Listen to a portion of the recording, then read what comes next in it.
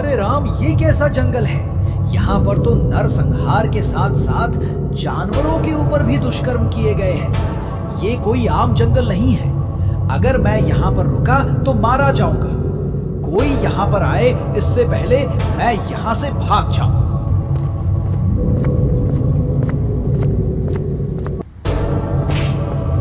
अरे कोई है? सुनो, अगर कोई हो तो बचा लो भाई। मैं मरना नहीं चाहता। ये मेरा खून चूस रही है। अरे ये मुझे चबा लेगी।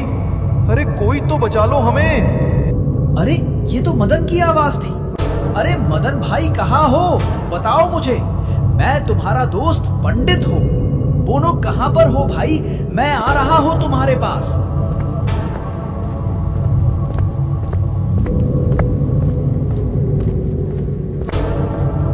अरे पंडित मत आओ भाई, ये तुम्हें भी मार डालेगी।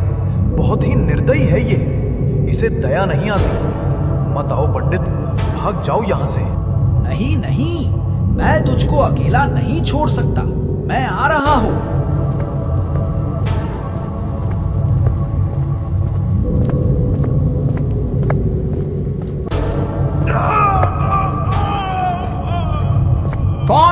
कौन हो तुम? सामने आओ। मेरा दोस्त कहां पर है? बताओ मुझे। तुमने उसके साथ क्या किया? बोलो। अपने पीछे देखो।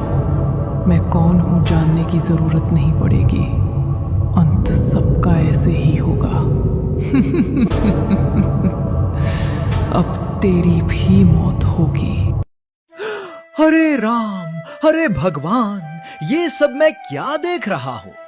ऐसा सपना पहले मैंने कभी नहीं देखा, और वो भी सुबह सुबह।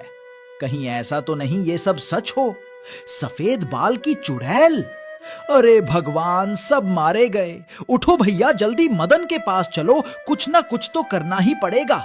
ये साला सुबह का सपना भी सच हो सकता है। इतना बोलकर पंडित तुरंत मदन के घर की तरफ निकल पड़ा।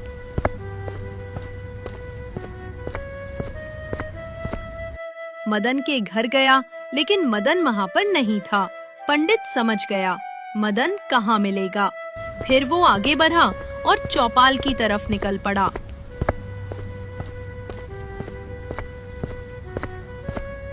अरे यार, कितना तुमको ढूंढा, पर तुम यहाँ पर बैठे हो। साला यार, मैंने गजब का सपना देखा। सब कुछ खत्म हो गया था। जानवरों, बच्चे सब मारे गए, और साथ में तुम भी। आज पहली बार मुझे डर लगा।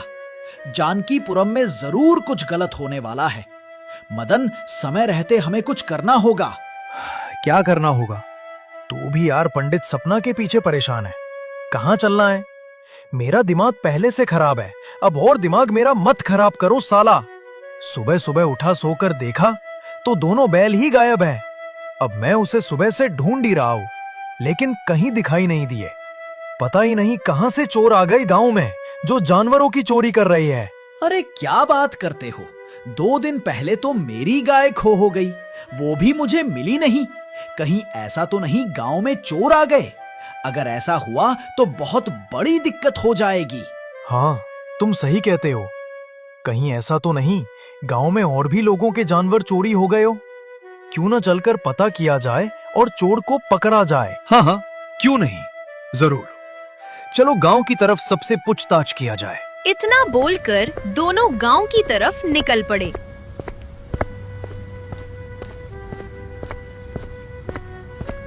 और थोड़ी ही देर में गांव पहुंचने ही वाले थे कि तभी रास्ते में उन दोनों को जगदीश मिल गया।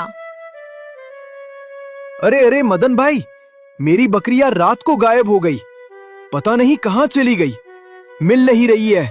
छोटे छोटे बच्चे उसी के लिए रो रहे हैं। कहां से लाऊं अपनी बकरियां ढूंढ के? मेरे को समझ में ही नहीं आ रहा। अरे हाँ, अगर तुम दोनों को कोई बकरी दिखाई दी हो तो बता दो भाई। नहीं जगदीश, मुझे कोई बकरी नहीं दिखी। पर कहीं आज रात को तुम्हारी बकरी चोरी हुई थी क्या? बोलो जगदीश। हाँ भाई मदन, आज रात को ही मेरी बकरी चोरी हुई। मेरी ही नहीं, गांव में बहुत लोगों की चोरी हुई और हर घर से कुछ ना कुछ गायब हुआ है। गांव में कोहराम मचा हुआ है। सभी राजा के पास जाने का प्लान बना रहे हैं। ये सब क्या हो रहा है गांव में? कुछ समझ नहीं आ रहा है। एक दिन में सारे घर की बकरियां चोरी हो गई। अरे बकरियों की चोरी नहीं जगदीश, सबकी चोरी हो गई। जितने भी जानवर थे उनकी सबकी चोरियां हो रही है। बस शुक्र करो भगवान की कि बच्चे सही सलामत हैं। मुझे जिस बात का डर है, अगर वो हुआ तो सब अनर्थ हो जाएगा। ठीक है जगदीश, तुम जाओ, हम दोनों गांव की तरफ निकलते हैं। इतना बोलकर दोनों गांव की तरफ निकल गए। तभी एक पेड़ के नीचे एक औरत रो रही थी, जो इस गांव की नहीं थी।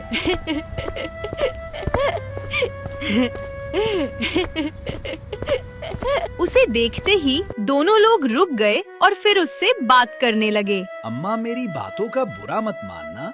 आप यहाँ पर बैठकर क्या कर रही हैं और आप किस गांव की हैं?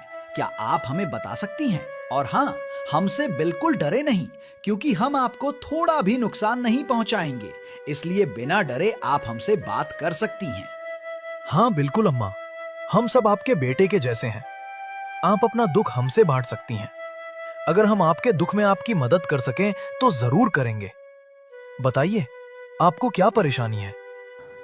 हमको क्या परेशानी होगी बेटा, अब तो हमारी उम्र मरने की हुई है। अब जो भी करेगा ऊपर वाला करेगा। गांव से अजीब तरह के लोग इसी रास्ते से होते हुए गए, जिसमें एक औरत थी। उसके बाल सफेद थे और उसके साथ दो बड़े बड़े पहलवान थे। वो अजीब से बात कर रहे थे, जैसे कोई बहुत बड़ी साजिश रच रहे हो। एक बात बोलूं अम्मा, बुरा मत मानना। आप सच में मरने की उम्र पर हैं और बहुत ही जल्दी आप भगवान को प्यारी भी हो जाएगी। वो दो मोटे मोटे पहलवान नहीं, बल्कि वो सब यमराज के दूत हैं, जो बहुत जल्द आपको यहाँ से लेकर जाएंगे और आसमानों की सैर कराएंगे। बुरा मत मानना, मजाक कर रहा था। क्या पंडित, खामखा अम्मा के चक्कर में समय बर्बाद किया? चलो अब गांव की तरफ। माफ करना अम्मा, हम सब आपकी मदद नहीं कर सकते। इतना बोलकर दोनों आगे बढ़े। थोड़ी दूर गए ही थे कि तभी पंडित को याद आया सफेद बालों वाली चुड़ैल, और वो रुक गया। रुककर पीछे देखा तो वो बुढ़िया गायब हो गई थी। इतना देखकर वो डर गया और फिर मदन से बोला, अरे देखो देखो मदन, वो बूढ़ी अम्मा चली गई। उसको ढूंढो जल्दी, उससे एक सच का पता लगाना है। अब देर मत करो, चलो मेरे साथ। वो कोई बुढ़िया नहीं, बल्कि एक डायन है, जो यहाँ पर आकर जानवरों की चोरी कर रही है। यार पंडित, तुम सच में पागल हो। भला एक बुढ़िया कैसे जानवरों की चोरी कर सकती है? और उसको क्यों हम ढूंढे? हमको गांव चलना है तो गांव चलना है। पता नहीं कैसे उल्टी सीधी बातें कर रहा है। मेरा तो दिमाग खराब करके रखा है। अब चलो गांव। नहीं जाऊंगा मैं गांव। मैंने तुमको सुबह क्या बताया था कि मेरे सपने में एक सफेद बालों की चुड़ैल और उसके साथ दो मोटे मोटे राक्षस खड़े थे। और जो इसने अभी बताया, मैंने उसे सपने में पहले ही देख लिया था। तो इसका मतलब ये कोई आम बुढ़िया नहीं है। इसको ढूंढो और पकड़ो। अरे हाँ पंडित, मैंने तो ये बात सोचा ही नहीं। चलो ढूंढो फटाफट, ज्यादा दूर नहीं गई होगी। इतना बोलकर दोनों उस बुढ़िया को ढूंढने लगे। वे दोनों काफी दूर ढूंढे, पर कहीं भी उन दोनों को वो बुढ़िया दिखाई नहीं दी। तब वे दोनों थक हार कर रुक गए। पंडित, तुझको नहीं लगता कि बुढ़िया बहुत तेज से चल रही है? साला हम जवान और वो बुढ़िया उसका पीछा नहीं कर पाए। अपनी जिंदगी पर लानत है। मुझे तो खुद पर शर्म आ रही है, खुद पर। जिंदगी पर नहीं पगले, जवानी पर। मैं थूकता हूं तेरी जवानी पर। जब मैं तेरे जैसा था तो बड़े बड़े कारनामे करता था, और आज तुझे देखकर मुझे अपना दिन याद आ गया। क्या ताकत थी मेरे अंदर। ज्यादा बड़ी बड़ी बातें मत कर पंडित, अब गांव चलो। क्या करने निकले थे? क्या हो गया? बुढ़िया को ढूंढने के चक्कर में अपना समय बेकार कर रहे हैं। हमारे साथ कोई जिन्न नहीं है जो उड़ाते हुए गांव पहुंचा देगा। चलो फटाफट गांव। इतना बोलकर दोनों गांव की तरफ निकल पड़े।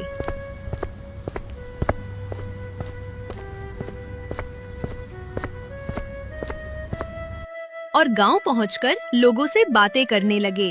अरे क्या बात हो गई? तुम सब इकट्ठे क्यों हो? कोई बात हो गई क्या? ऐसा लग रहा है बात बहुत बड़ी है। बोलो यार, कोई तो बोलो, माजरा क्या है? और तुम सबके चेहरे पर ये उदासी क्यों छाई है? अरे पंडित जी, मेरा पति एक बूढ़ी औरत को छोड़ने गया था।